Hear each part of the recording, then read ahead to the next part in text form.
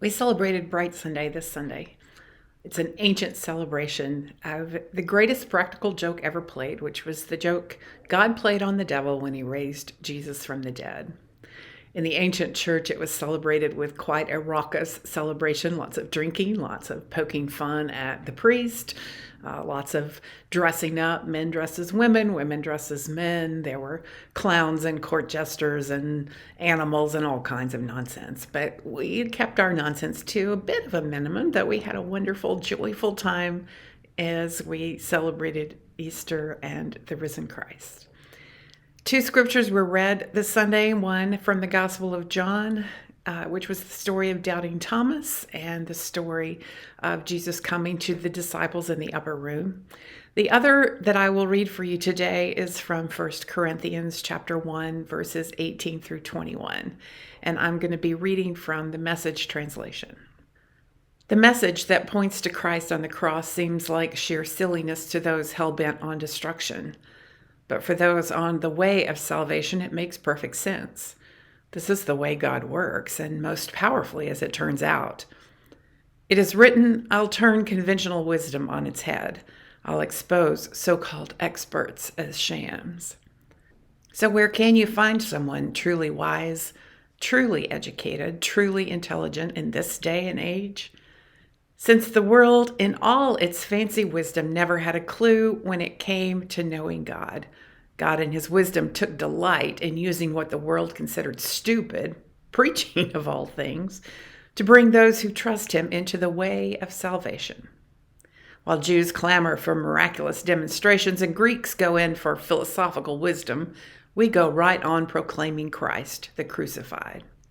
Jews treat this like an anti-miracle, and Greeks pass it off as absurd. But to us who are personally called by God himself, both Jews and Greeks, Christ is God's ultimate miracle and wisdom all wrapped up in one. Human wisdom is so cheap, so impotent next to the seeming absurdity of God. Human strength can't begin to compete with God's weakness. Take a good look, friends, at who you were when you got called into this life. I don't see many of the brightest and the best among you, not many influential, not many from high society families. Isn't it obvious that God deliberately chose men and women that the culture overlooks and exploits and abuses? Chose those nobodies to expose the hollow pretensions of the somebodies. That makes it quite clear that none of you can get by with blowing your own horn before God. Everything that we have, right thinking and right living, a clean slate and a fresh start, comes from God by way of Jesus Christ. That's why we have the saying, if you're going to blow a horn, blow a trumpet for God. Holy wisdom, holy words. Thanks be to God. As kids, we loved to play the opposite game. If I do or say something, then you do or say the opposite. So we played that for a bit. Hands down, hands up, eyes closed, eyes open. Hallelujah. Hallelujah. Often humor arises from opposites, or at least the opposite of what you expected, like this church announcement. The cost for attending the prayer and fasting conference includes meals. And I love oxymorons, the common phrases constructed with opposites. I'm sure this happened in some church somewhere. As the committee sat in deafening silence, the moderator explained the minor crisis that had arisen.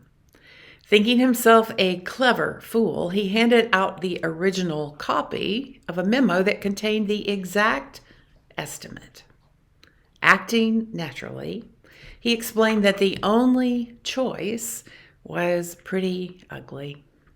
Having sat through these meetings before, the small crowd just shook their heads at the old news. Our Easter laughter, our risus paschalis, may begin with the oxymoron of crucified Messiah. But the joke played on death lies firmly in the person of Jesus Christ. Words can be humorous, but so can people. We love fools, a catch-all term for many types of humor coming from people. A jester, a clown, a prankster, comedian, And there are many more categories.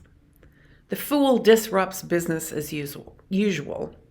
And the most disruptive liminal figure among all the fools is the trickster.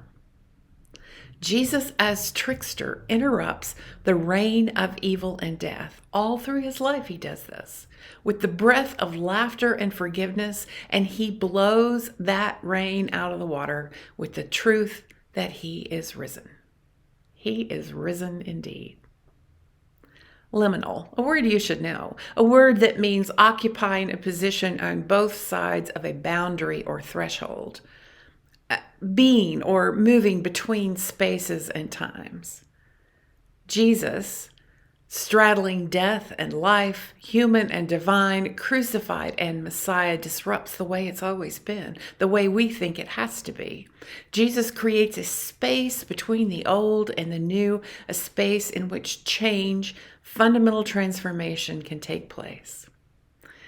Our simple truth, the Lord is risen, he is risen indeed, is the change Jesus brought to the world. In this new space, we become, quote, preachers in the Christian carnival, end quote. Ringleaders in the circus of silliness, because both we and our world need to learn that, quote, it is good to be unsettled. It is good to be drawn out of all of our ideas that we think should never be changed, drawn into the fluidity and flux of a liminal gospel, end quote, of a good news that spans all times and all places. We see this liminal gospel at work in John's stories today. Both the disciples and Thomas are stuck in the assumption that the world will never change. Dead is dead. And these are the folks who followed the trickster Jesus, who watched him command wind and wave, who watched him teach with birds and flowers, who watched him make wine from water and walk on water, who watched him heal lepers and raise the dead. Jesus has to walk through a wall to greet his frightened, hiding disciples so that he could again disrupt their expectations, remind them that their world has changed, that God's kingdom is here, that the Lord is risen. He is risen indeed. Now, that should be good for a hearty Easter laugh. Paul, the author of our text from the 1 Corinthians, was the poster boy for taking himself too seriously and assuming things shouldn't change, especially religious things. Remember that Paul started out as Saul, the world's most serious, perfect, and proud practitioner of Judaism, committed to literally eliminating everyone who didn't do what he considered the right thing in the right way. You'll remember Paul's official conversion, too, which involved eliminating every iota of his self-importance as he fell off his horse, was blinded by a light, was dressed down by Jesus, and then gotten out of the mess by a Gentile follower of Jesus. So now we hear Paul preaching in this Christian carnival, bringing the silliness of salvation to Corinth. Corinth was a melting pot with a culture of social mobility and economic opportunity. And because of that, there was vigorous competition in the marketplace, in ideas, even in physical prowess. Kind of a bit like looking at people on today's dating sites. I swear I've never seen so many people who are physically fit, intelligent, financially secure, and ready to live a new adventure every day. You know, my daily goal is to get the dishes in the dishwasher. Trickster Paul champions weakness, the folly of the gospel, the crucified Messiah. He says, God didn't send me out to collect a following for myself, but to preach what God has done, and not with a lot of fancy words, lest the powerful action of crucified Messiah be trivialized into mere words. Paul preaches the trickster's message, saying, so where can you find someone truly wise, truly educated, truly intelligent in this day and age? Hasn't God exposed that all as pretentious nonsense? God chooses the least, the nobodies, to expose the pretensions of the somebodies. We human beings take ourselves so very seriously. We avoid our call to be God's preachers because we might say the wrong thing. We might not have the best words. We might be made fun of. And how many conversations have I heard about the appropriate clothes for worship? And the silliness of that is that wearing nice clothes started after churches stopped selling pews, and people needed a new way to be sure that everyone knew that they were better and richer than others. Our very serious selves have lost the silliness of salvation, the joy of the liminal Christ, the sheer absurdity of assuming that we can escape the love of God by stomping our feet and declaring that God doesn't exist, and then clucking our tongues at those crazy enough to trust God's kingdom.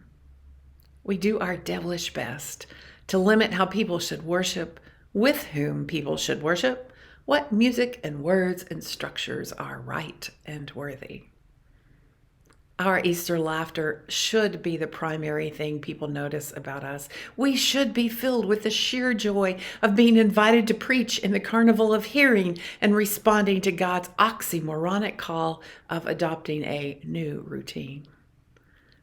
So let's do the opposite of what the world expects and embrace the crazy as we laugh and play and proclaim that the Lord is risen. He is risen indeed.